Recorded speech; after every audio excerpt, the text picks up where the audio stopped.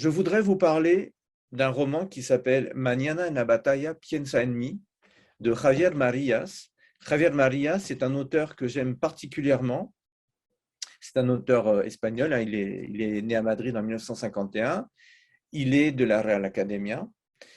Et ce roman, il a obtenu le prix Femina étranger dans sa traduction française, bien entendu, par Alain Kérusoré, qui a été traduit donc en 96. Le roman date de 1994. Il avait été publié donc chez Anagrama. Mañana la batalla piensa en mí, donc demain dans la bataille pense à moi.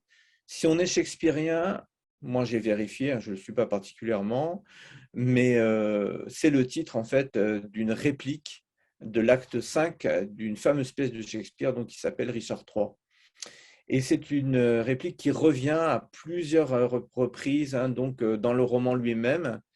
On sait peut-être, si on aime ou si on connaît un peu Javier Marías, qu'il adore placer du Shakespeare, mais aussi plein de références, pas toujours avec des guillemets d'ailleurs, faisant de l'intertextualité un petit peu comme on fait la cuisine chaque jour chez soi, tranquille, mais avec inventivité quand même.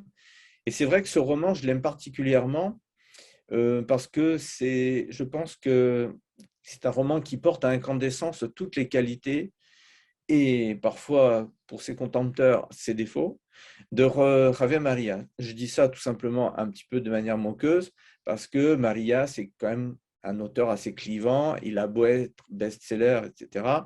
On ne l'étudie pas trop, par exemple, dans l'université, et puis on lui reproche de vendre. Bon, ça c'est toujours la question. En plus, on sait très bien qu'il n'est pas toujours d'un abord extrêmement facile dans la vie. Alors tout ça fait que Javier Marías, parfois, on cite son nom et puis voilà, on se retrouve face à des lecteurs qui ne l'aiment pas trop. Moi, je pense franchement qu'une immense majorité de ses livres sont de grands livres et celui-là, je l'ai choisi parce que je pense que c'est un des livres qui permettent de mieux comprendre l'écriture de Javier Marías, son espèce de jeu avec, je l'ai dit, l'intertextualité, parfois l'intratextualité, parce qu'il cite beaucoup d'autres œuvres qu'il a écrites lui-même. Et c'est un roman aussi qui joue aussi pardon, avec le suspense, avec les codes des romans noirs, des romans à suspense, aussi des romans sentimentaux. Marias, il connaît très très bien l'histoire de la littérature et il joue avec les genres, il joue avec tous les clichés aussi.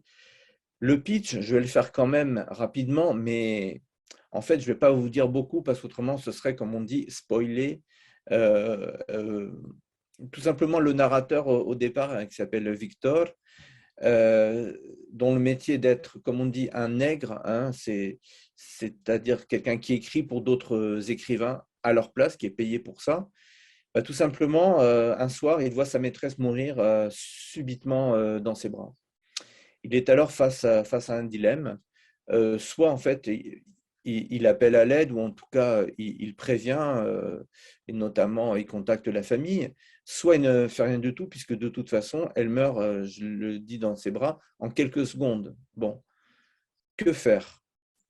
En fait, on est happé dès le départ par cette histoire avec ces phrases très très longues, un peu à la Proust, et un sens aussi de l'analyse psychologique très fouillée, très détaillée, là aussi qu'on pourrait rapprocher du maître français.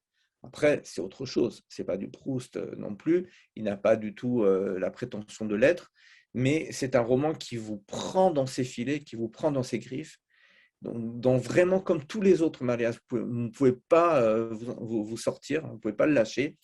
Et c'est extrêmement bien écrit. On est fasciné, je trouve, par l'écriture de Javier Marías. Et c'est vraiment un de mes romans préférés en espagnol de tous ceux que j'ai pu lire depuis 25 ans.